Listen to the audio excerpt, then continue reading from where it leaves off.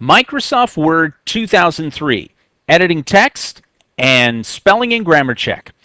What we'll find is that in the real world, you will never, ever create the perfect document the first time you type it. You're going to have to move something, you're going to have to delete it, and more than likely, if you're as bad a speller as I am, you're going to want to check to make sure your spelling is correct. In this video, we're going to take a look at how we move and delete text if we cut it, copy it, paste it, whatever we need to go in our document. We're also going to take a look at spelling and grammar check, utilizing those tools so that as we're typing in, it will automatically check our spelling and grammar, or we can actually use it as a tool after we're done, and it will walk through and find out what we're looking for that might be an error.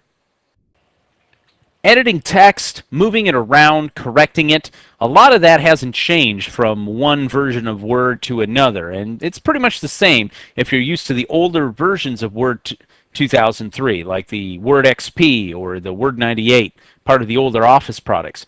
But here we're going to see just some basic functionality in the way of how we edit text, whether we're going to move it, delete it, replace it, maybe even check for spelling and all that. So let's say I have a customer response letter that I begin to start typing up that I'm going to use maybe perhaps as a template later on. But the first thing I'm going to want to do is make sure that it looks okay. As you can see, just by looking at it, I've got a misplaced or a misspelled word here with replacement, should be replacement, and it's telling me that. Also some grammar issues down here. It looks like I never finished this sentence. So we'll take a look at grammar and spelling in just a minute. But what if I wanted to replace maybe the Dear Dan portion? Maybe I just want to say, you know, instead of Dan, I want Dan C. Or I want to say just the person's name. Well, to delete text, you can take your mouse, put the cursor with a mouse click, just take the cursor right there, put it there, click, and then you can use either the backspace. So if I hit the backspace, it'll just take away Dan. Pretty standard stuff. I'll type it back in. Or if you want, you can put the cursor in front of the word and you can use the delete key. I'm using the delete key to go from deleting text to the right of the cursor. So delete goes to the right, backspace takes it to the left. So we can do that. Let me type Dan back in. Now the other thing we can do is we can select the whole entire group of text by merely taking my mouse, clicking and dragging and selecting text, something we should be familiar with, and then start typing. I can then type in Dear Valued Customer instead. Or if I decide I don't like that, I can highlight everything. Instead of typing, I can just hit the delete key and it removes it. Now I know this is fairly simple stuff, but you might not know all the different ways you can maneuver the text here. So, but I like that. Dear Dan C, and we'll just keep it at that. So now I've included Dan's last initial right there. The next thing that we'll want to do maybe is move some text. So let's say we're looking at this and I want to move a portion of the text from one part of my letter to another. Let's say I want to take this sentence. If you have any questions, please call us at the number and we'll make it right. Maybe I want to move this entire sentence and I want to move it up to this paragraph. Well, there are quite a few ways that I can do this. First off, I can come up to the Edit menu and notice I have the option to cut the text, which will remove it from its location down here and place it on the clipboard. I can then go to where I want to insert it and use the paste functionality. Or if I wanted to maybe use this sentence maybe more than once, I can copy it. It will again place it on the clipboard. I can go to wherever I want to go in the document, and then it will move it. So let me show you how to do it with that. I'm going to use the cut capability. I have a hotkey on my keyboard or a keyboard shortcut. I can hit Control X and it will do the same thing. I also, if you notice, on my toolbar, also up here have the ability to cut. So let me select the text again. Click and drag and hold with my mouse there, get everything. And up here, you notice it says I can cut. So I click the cut and it removes it from where it was. I can then put my mouse up here to the location, click, space, space, and now I come up to the edit, and I'll use the edit menu, and I can use the paste. And there you go. Now it says, if you have any questions, please call us at 555-1212. So I've moved the sentence from the bottom paragraph up to the top. Now notice what happens here. It says there's some paste options right here. this little paste option. You can see the little clipboard with the piece of paper on it. That's my paste options. If I select the down arrow, it says, hey, I noticed you've moved it. So do you want to keep the source formatting the way it was when you selected it? Do you want to match the destination formatting? Maybe up here I'm using a different font instead of this paragraph, or I'm using bolding, or I'm using, just whatever different formatting. I can match the destination formatting by selecting here. Or I can say keep the text only. So it just says, look, it's pure text, no formatting, we don't have to do anything. Or I can even open up the style and formatting task pane and then start utilizing that to do any formatting. So as you can see, we've added a lot more in the way of making it easier for you to make any changes or adjustments based upon what you've done. This, by the way, these paste options will appear and stay there until you select somewhere else, or if you make a different change. Once you do that, it assumes that you're done with this particular portion of text, and it will then move on. So let's assume I want to keep the source formatting. I'll just deselect off it. Notice the paste options, it still stays there. It's not going anywhere. Well, what if I didn't want to do it that way, or let's say I made an error? How can I fix it? Well, don't forget, you have the undo functionality. Now you can either come up here to the edit menu and use the undo paste, or Control Z is a shortcut for you to literally go in and just hit Control Z instead of having to click on one of the buttons if you want to. Or you can use the undo button up here, the undo paste. Now one thing you'll notice is with the drop-down arrow, you can undo actions. Up to however many you have here. You can do 6 actions, and you can scroll down here in the typing and the clearing and all these things that I had typed in previously, and I can undo all of these options. Well, let me go ahead and undo the paste.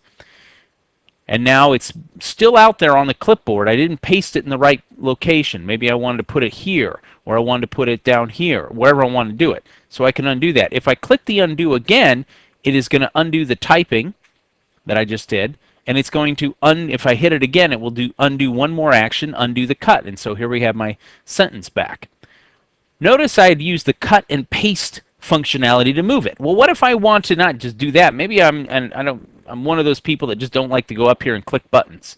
Well, if I want to, I could have selected the text, and then by clicking on it and dragging it, I can move it. Notice how my prompt, I get my little arrow now changes, and it shows you that I'm selecting something and moving it. And let's say I want to move it here or here, wherever the cursor is. You can see the cursor. It will drop that sentence, that text, or whatever it is I have selected. I can bring it down here if I want. In this case, we will go ahead and we'll drop it down here. And it says, all right, if you have any questions, and now it's down here. So again, it's all about maneuvering the text. And again, if you look, I have my paste options available right here, so I could then change my paste options anytime I move it, so I don't lose any functionality by using the click and drag method of editing or moving my text. So now, let's say we want to check out the spelling and grammar. That's the next thing we want to do.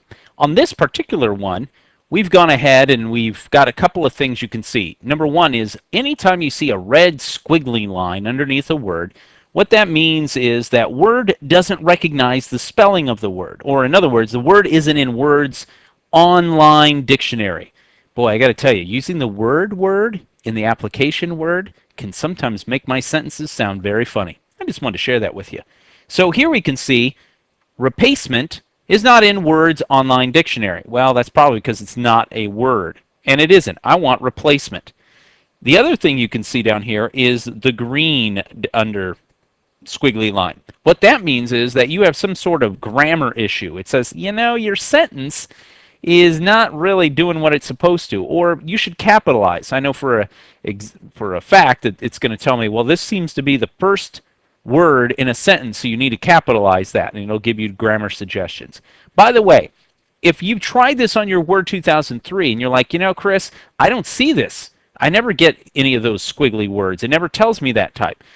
9 times out of 10, it's probably because you have the auto spelling, or what they call auto spelling or auto grammar, turned off. To turn them on, you need to just go up here to the tools, under the options, and then you select on the spelling and grammar. Notice it says check spelling as you type. That will give you your red squiggly line. And check grammar as you type. That will give you your green squiggly line. So you can do some things here, and we'll talk about how to set this up in just a moment.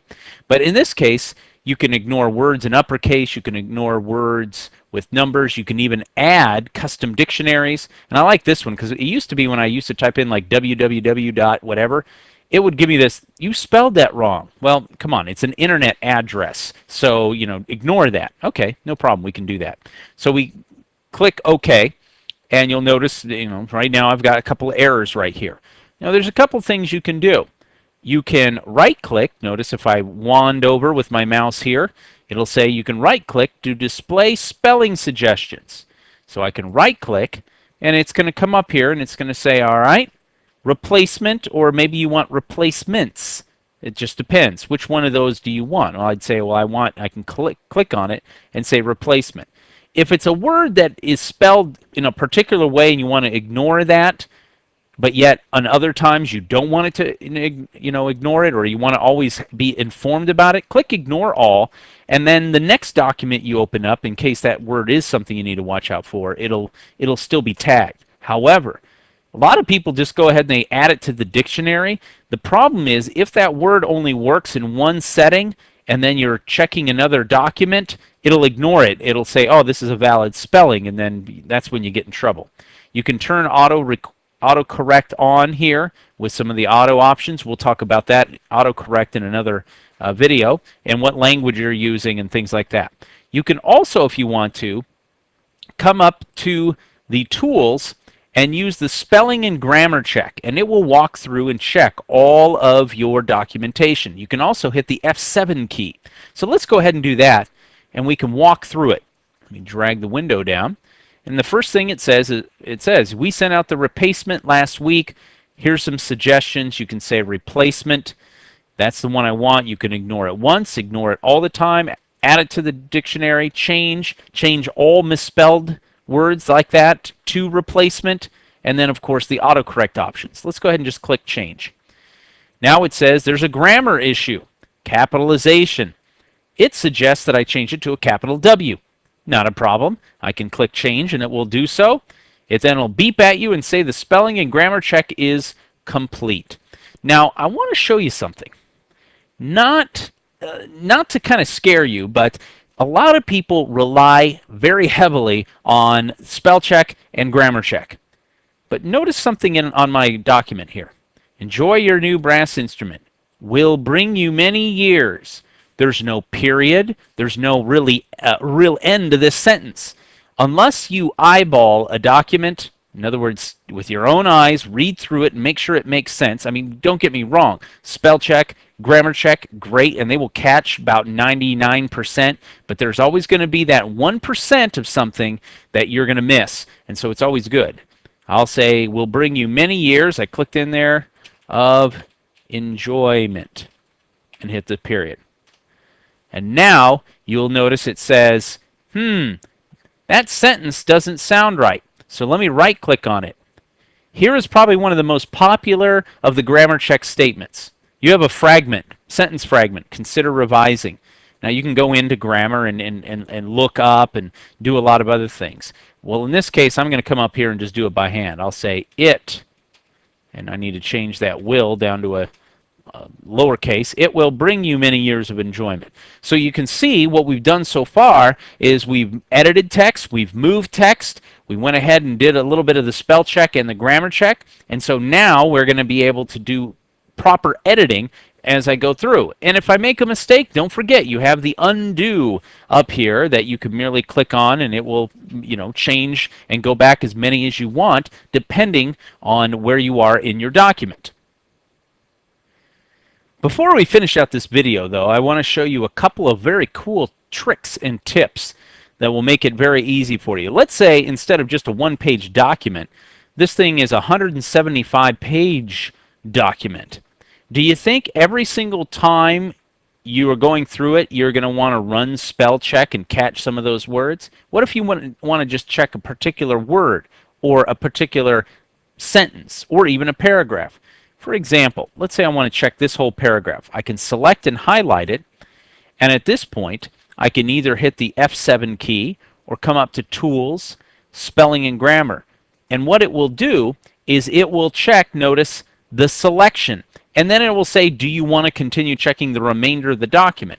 At this point, you can say, no, I just want to check that particular section of my document, so that way I can make sure I didn't have any spelling errors or grammar errors, whatever it is. So I go, click no, and that one is all set and ready to go. So when you look at all the options, let me open that again, Tools, Options, Spelling and Grammar.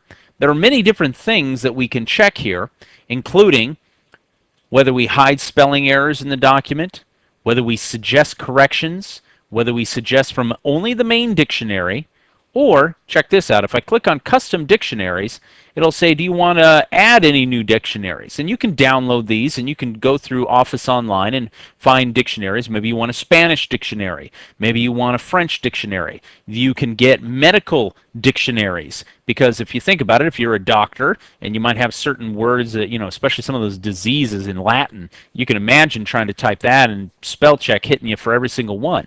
You could maybe do lawyers. They have certain terms that they use as well.